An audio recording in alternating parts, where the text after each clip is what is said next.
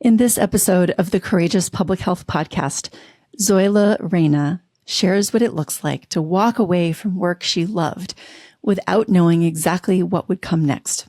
From quitting jobs without another offer lined up, to sleeping on a friend's couch so she could rebuild her life in Los Angeles, to eventually founding Public Health Hired, Zoila reflects on the risks, uncertainty, and persistence that have shaped her path.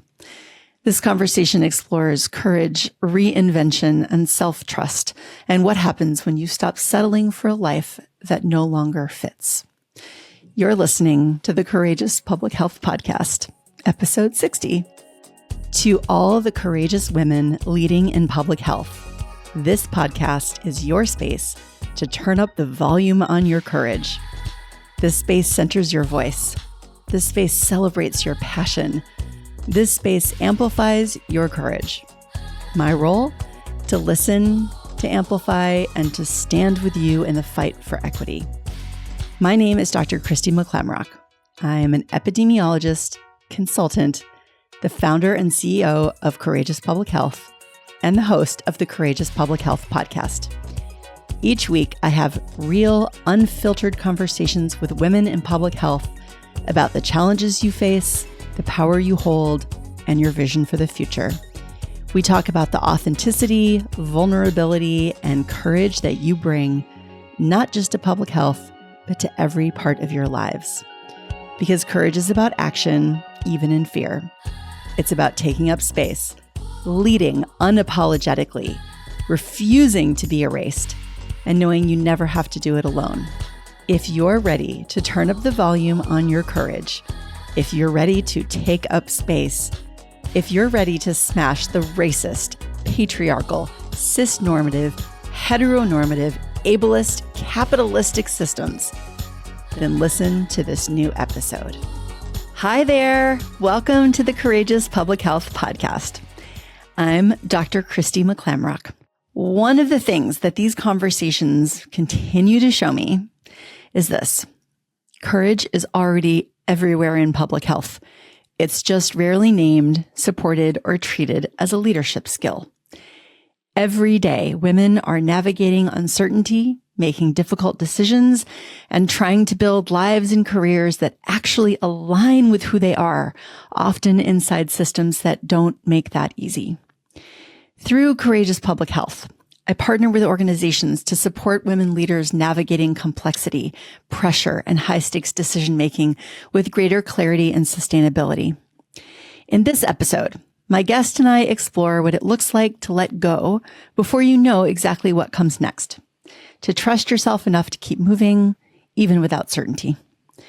Zoila Reyna is the Latina founder of the women-owned company of an evidence-based method for getting jobs, known as Public Health Hired. Since the COVID-19 pandemic, she has been offering tailored interview preparation, resume reviews, job alerts, and provides a community of practice filled with active workshops, trainings, and weekly office hours. Her mentor sessions are legendary for providing live job searches using her advanced LinkedIn algorithm, speedy resume tailoring, and interview preparation that seals the deal for job offers, as demonstrated with nearly 400 individuals getting hired thus far across nonprofits, hospitals, government, philanthropy, large NGOs, and associations within public health and community health. Zoila holds a bachelor's degree in psychology from UCLA and a master's in public health from UC Davis. She recently quit her 7-year stint as a senior consultant for the Kaiser Hospital Foundation in Southern California, where she worked on various socioeconomic initiatives and workforce development efforts. She is now fully dedicated to Public Health Hired and enjoys gardening while working from home in Los Angeles and lives with her son and daughter. Here's my conversation with Zoila Reyna. Hi there, everybody. I'm really excited to introduce my guest today, Zoila Reyna. How are you doing? Hi, good morning. Great. Dr. McCormick. Great. How are you? Really nice to see you. It's nice to meet you, actually. I know. Yes. We're always chatting on LinkedIn or email, but now we finally get to meet virtually. So nice to meet you. Exactly. Oh my gosh. Yes. So I want to give you a chance to start by introducing yourself. Oh, thank you. Well, Yeah. thank you so much for inviting me to Courageous Public Health Podcast. I immediately said yes, given the title, given given that this was, female led, and I was like immediately yes, all about supporting women, especially in public health. And yeah, I basically have been in public health for now over going on to 17, 18 years. And for the most part, had been doing a lot of work with nonprofits, government, and most recently was at Kaiser Permanente. Worked a lot on chronic disease management, tobacco control. That's kind of where I fell in love with public health. And my story is a lot of through me finding what I love in public health. It was a lot of risks, a lot of risk taking, a lot of even quitting jobs. So that's my story as far as I think why, people trust me is that I have definitely been in their shoes where they're frustrated or, you're not happy with where you are. So throughout my career, I'm known for, not that I'm a quitter. I don't want folks to think that I'm a quitter, but there are times when letting go is appropriate, and I feel like I learned the hard way as far as not having deep connections when you're, an early professional. And I was just like, there's got to be more. There's got to be more. So finally relocated to Los Angeles after graduating from UCLA. I came back. And now I don't regret, where I stand now, which is helping hundreds as a career coach in public health since the pandemic, helping our public health peers across the nation really find their dream jobs, find what's out there for them, find better, get more pay, find more fulfilling, meaningful work aligned to their interests, aligned to what they've been wanting to do. And so through, our peers across the nation, I'm so blessed. And, I pinch myself every morning, but I also take it very seriously where it's like, this is real work and helping people find jobs. People are unemployed. People have families. People are moms. It's very scary right now, especially with, God, we don't have to talk about it, but gas prices and grocery prices, it's a real thing. So as much as I love my work, I get to work from home, I get to work with peers nationwide, and I get to have, earlier you mentioned that you've been gathering information, and that's how I feel. Yes. Right? With a lot of people that I end up talking with, and just, I get to have, kind of a scoop on what's going on in their world, and it just keeps me going. And so anyways, as far as who I am, hopefully it's been clear that I have been a public health professional, but since finding Public Health Hired, being the founder and helping people get jobs, I now am a full-time mentor. I no longer work at Kaiser. And now I am basically a full-time at Public Health Hired mentor, helping you all get jobs, but also full-time mom here at home. And I live in Southern California. I live in the Los Angeles area. And so thank you so much for having me. I really am of service at this point to all of you. So thank you. Oh my gosh. Thank you so much for being here. And I love when you said, I'm not a quitter and you're not a quitter. And sometimes the best thing to do is to let go, which is like those are not the same thing. You know what I mean? Those are not the same thing. And I feel like there's shame in quitting. There's shame in quitting. There's judgment in quitting. And it's one thing when you quit a job or you quit a role or you quit even college, whatever it is, but you go on to something else. I was quitting without having a job. I was one who maybe would quit not that I quit college, but as an example, if you quit college, but you don't really know what you're doing next, that's not good. That is so frowned upon. Yeah. And so, if you quit and then you're like, oh, but I was hired over here. Oh, okay. That makes sense. But no, this was letting go completely with no real backup plan besides knowing I'm just going to have to get back out there. Okay. So we are already moving into the first question, which is about examples of courage in your life. So this is clearly an example of courage in your life because, ending one thing before you know what the next thing is going to be, I think that takes a lot of courage. Scariest thing I've ever done. Yeah. Scariest thing I've ever done. I mean, there, life is exciting if you open up to the possibilities. And I felt like I had been knocking out certain opportunities, not to, sound arrogant about it, but I was already working at the state in California, at the Department of Public Health in California for tobacco control. And I loved the work as a health program specialist, really overseeing contracts, working with different counties, working on conferences and trainings. I loved it. I loved it. I loved it. But I wasn't happy with anything else in my life. I didn't have the thriving social life I thought I would have. I didn't have the love life I thought I was going to have. I didn't even see myself owning a home in the area. I was like, I make good money and I don't want to buy a home here. Like, none of it was calling me.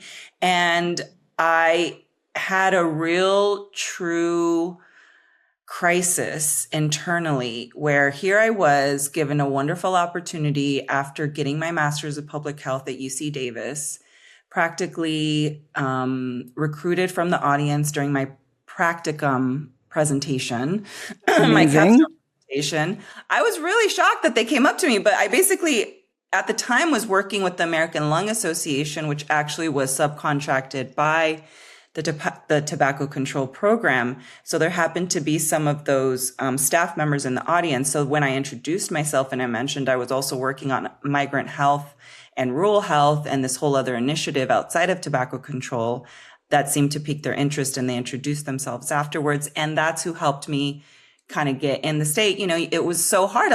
You don't know what you're doing. You just graduated. You're like, yeah.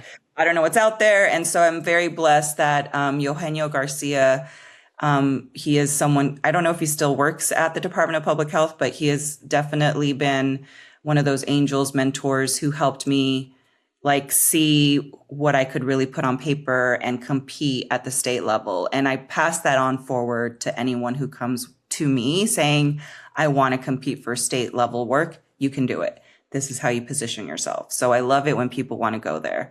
But yes, there is, from my experience, I loved the work, but if I was only happy 9 to 5, which is very backwards. Most people hate their 9 to 5 and love their, love their life outside of it. I felt very literally stuck. I was like, what world is this? Where I love my job, but I hate everything else, And I don't want to say I suspect that there are other people who felt that way at times. Sure, yeah. But yes, that is not the stereotype of work. Yeah, and I don't want to say the word hate too much because I do have family who is there, and I still have peers there and family. I'm not saying it just wasn't for me. I'm there's something else for me calling me, and I don't know what it is. Yeah. Fast forward, the only way I let go of that job was if a peer who lives here in Los Angeles. She's a near dear friend of mine. And for anyone who asks me, what's the most I got out of college? It's my network. It's my friends. My college friends are everything. They just have my back. They've seen me go through the hard times. They've seen me graduate. So I went back to a college friend. She and I had stayed in touch. She's now an OBGYN at Providence here in Los Angeles. Very smart lady.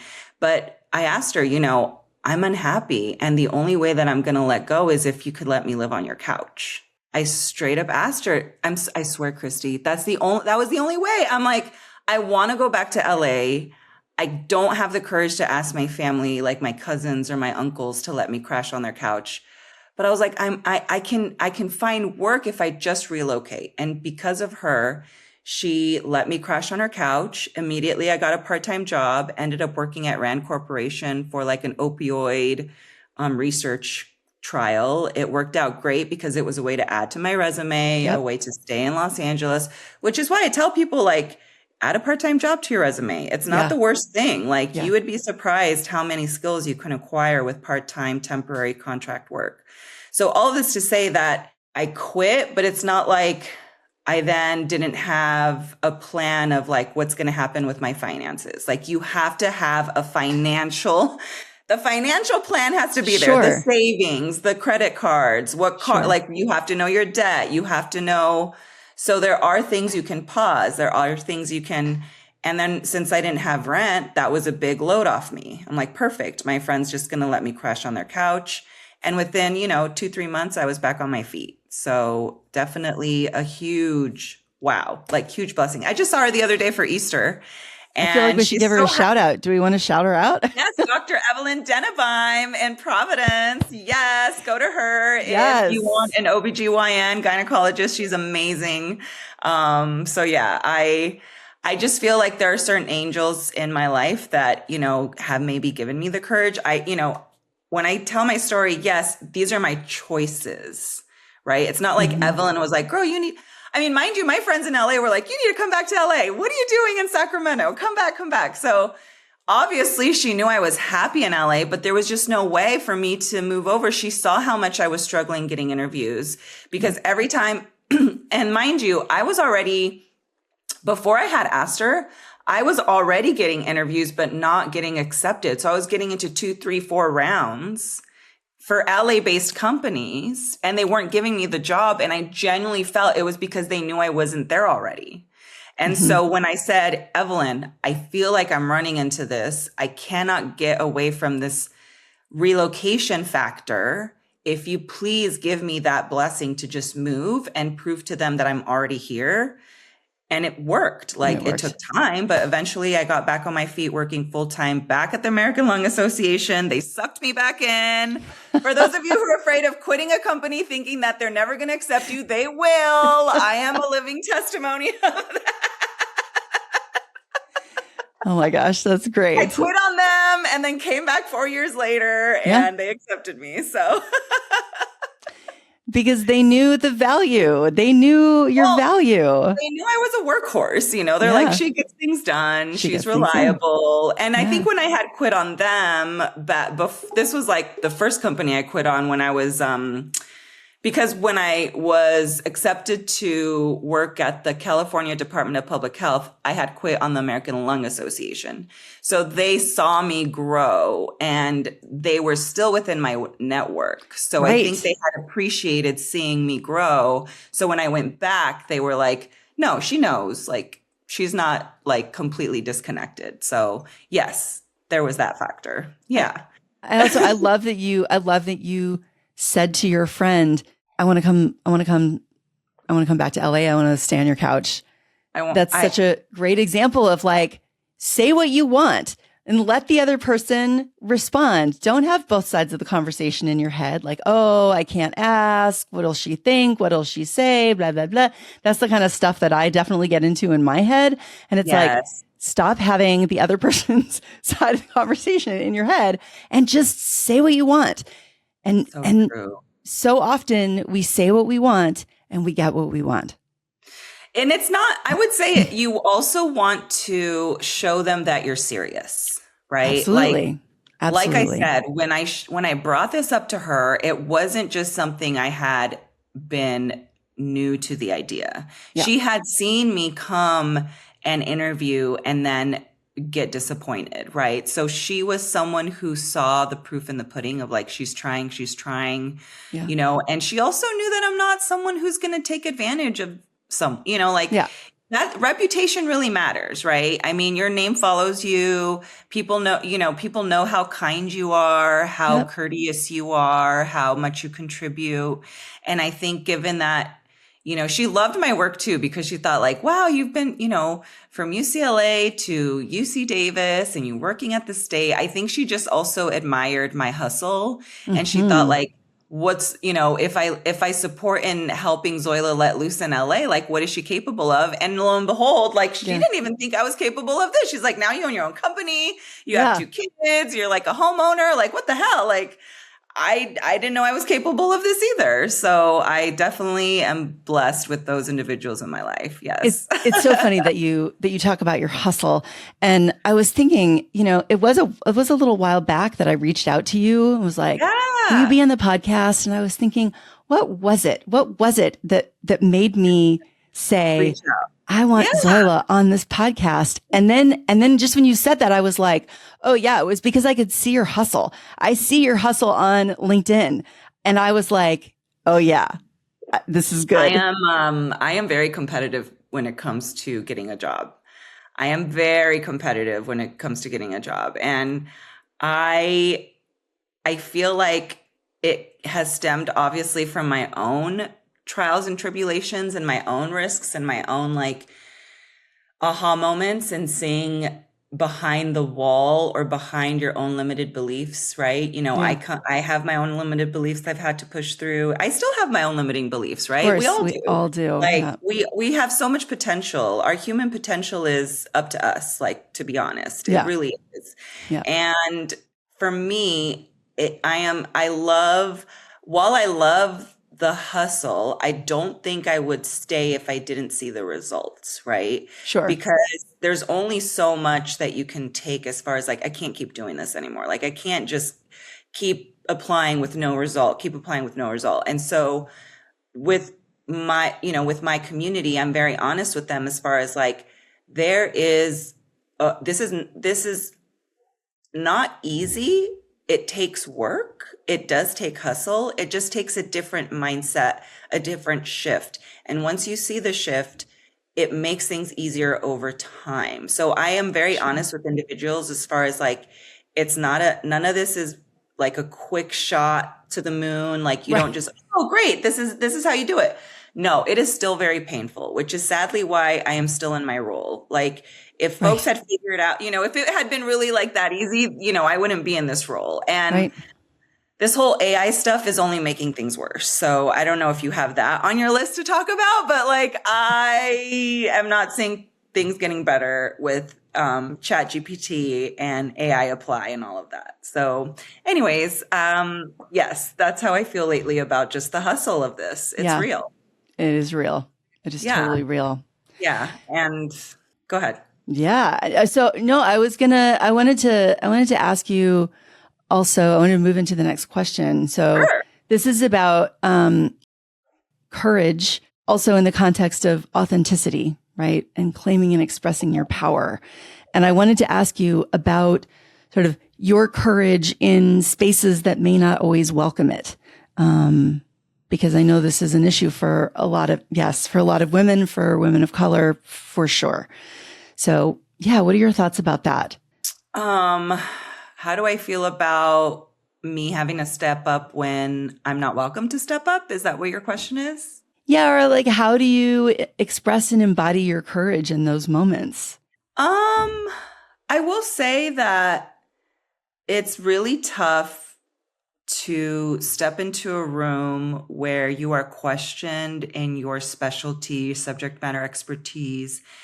And I didn't know, I'll be honest, I didn't really know what my looks or how I appeared came off on people until I think Kaiser, where I really felt the alpha environment measure each other up. Like I always felt like everyone at Kaiser was an alpha.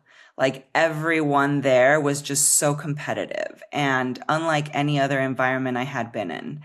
And no hate on Kaiser. It's a great company for folks who want to work there, but it is that corporate sort of feel. Sure. So, I think me being sized up and down really came then. And this was like now about 8 years ago. So this was in my 30s.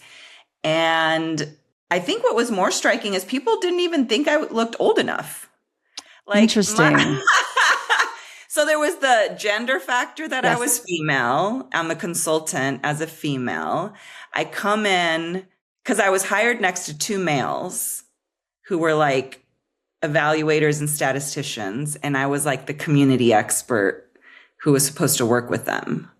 And so there was the gender factor, and these were two white males. Mm-hmm. Yeah. And so, yes, there is the Latina factor. Mind you, I don't look like your typical Latina either. Like people expect me to look a little darker, you could say. I am very pale. I'm very light skinned. And it is something that I've dealt with because Latinas and Chicanas don't always come up to me and like kind of feel like I'm one of them all the time. It takes a while for them to be like, oh, you speak Spanish? Oh, you're Latina? Yes, yes, yes. So there's these different factors going on. But the thing that threw me was like, people were like, how old are you? I'm like, what? What are you talking about? That threw me. That threw me. So, just people were really trying to pry like how old I was, because I don't know if it was how many years they thought, like, how many years can she really have under her belt as far as an expert coming in and telling us who are much older than her as far as how to use funds and what would be best. And because in my role, I was basically a consultant to help the foundation at Kaiser in Southern California and inform the decision making. But I wasn't assigned to one particular medical center. I supported 13 medical centers ranging from Bakersfield to San Diego. So I wasn't assigned one site. I was here to support and guide and fill in the holes or gaps, or, I was assigned special projects. I was assigned, can you do some initial analysis before we all commit to this as the medical centers, or which medical centers had the readiness and preparedness to move forward. So there was a lot of like background analysis that I would contribute to, and I loved it. I really did. But because of that, it did cause like, who are you to tell us how do you, and all this to say it, after a while, after you're in a few rooms, the courage to speak up to me was natural because I did know my shit. Mm-hmm. Can I say that? Like, I did know what it was like to work in rural communities and immigrant health and helping foster youth. Like, I was a peer advocate. I helped, teenagers who were getting pregnant, Yeah. And, like, I had seen that work on the ground, and I've served those individuals, and I'm committed to public health and different populations. But I think it's not that I would have to tell them my stories, but I think it was from the work and my questions and the way that I would raise their considerations of like, wait, did you consider these factors? Because when I've done it, usually this is what pops up, right? Yeah. Like when you work with women and children, this is kind of a factor I run into. So that's why my boss appreciated me, right? My boss knew I knew my shit, right? She's like, no, she knows what she's talking about. But to have my peers trust me, the trust took a while. And I don't know if it was having the courage to speak up as much as like, there's something wrong here. And from my experience, I think we should look at that too. So it took a while to speak the corporate talk. Yeah. Right. I don't know if you've been in a corporate setting, or a healthcare setting, but there is a way to raise concerns. Yes. Yes. And my first boss warned me about that. She was like, look, Zoila, we know you have great advice, great information to share, but like when you come at it a certain angle, people don't hear it. And that took a while for me to adopt and really like, oh, I see what you're saying. Like, I think maybe I was a little, people know me for being abrasive. People know me for being blunt. People know me, but I'm like, okay, well, that's just how I talk. I don't know. I think after a while I realized maybe I am in the wrong environment. Maybe this isn't for me, right? Like I lasted there for 7 years, but I don't know if maybe this is why I now have my own company, because now I can just be myself and talk just do what I want to do. Totally authentic self. You don't have to play any games. Talk about being authentic. Exactly. Like I love that. That's great. No corporate filter you have to go through. Yeah. Yes. Yep. Yes. The corporate filter is not for everybody. And no. It's jargon. It's a different kind of jargon you have to adopt. Mm-hmm. Yeah. Mm-hmm. Yeah. So I want to also make sure we have time to talk a little bit about your vision for the future. Oh my gosh. So vision in terms of public health, vision in terms of your community, your communities that you work with, and then also your personal vision. Sure. I think as far as, this 2025 really threw a wrench into a lot of people's, I guess, vision for themselves. And my vision has always been to demystify the employment process, add transparency to the employment process.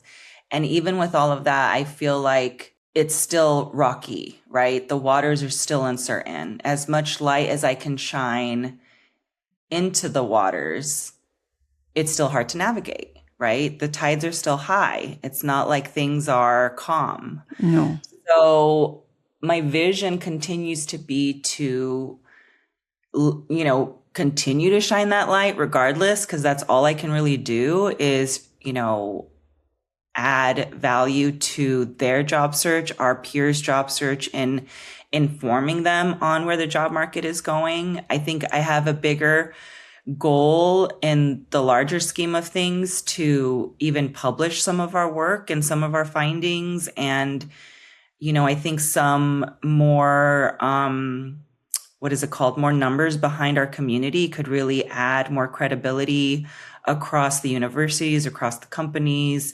across our associations.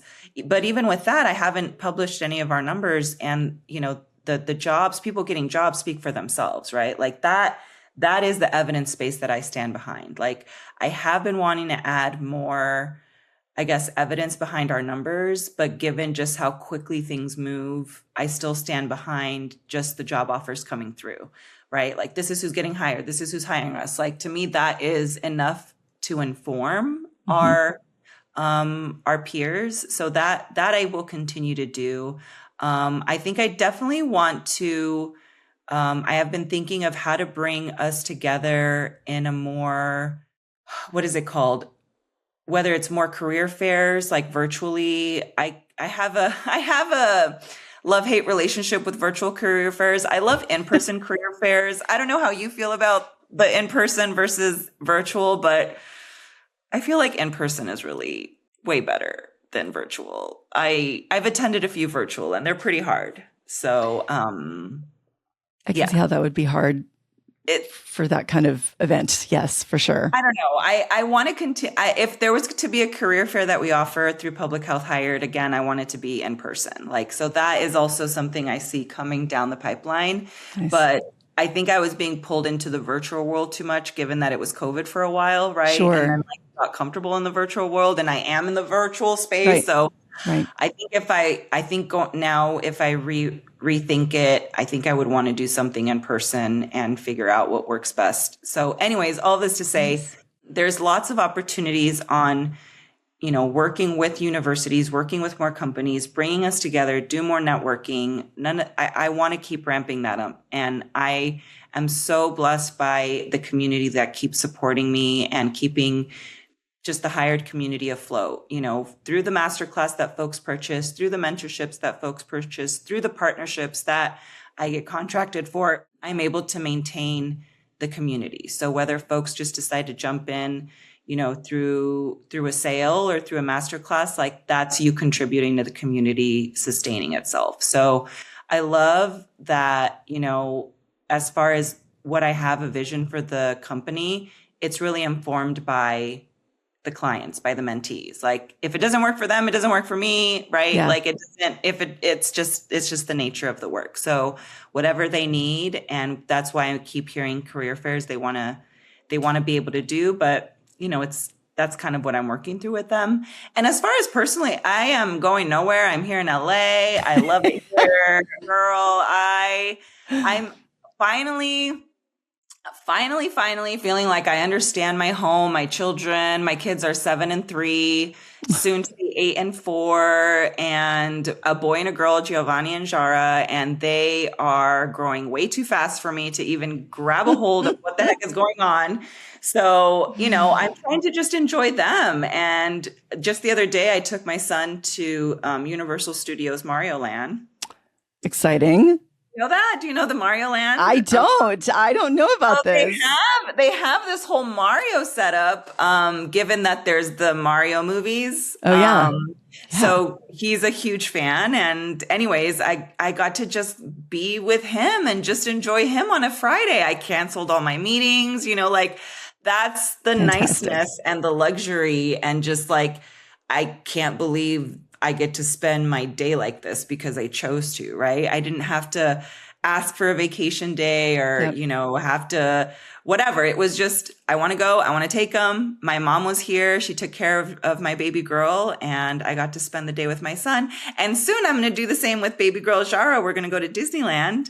And so I'm going to do the same with her, where she's going to have a princess day and someone's going to babysit my son. Oh yeah, it's going to be. So personally, I just want to enjoy my kids, enjoy my home. They've been asking for a kitty. I'm like, oh no.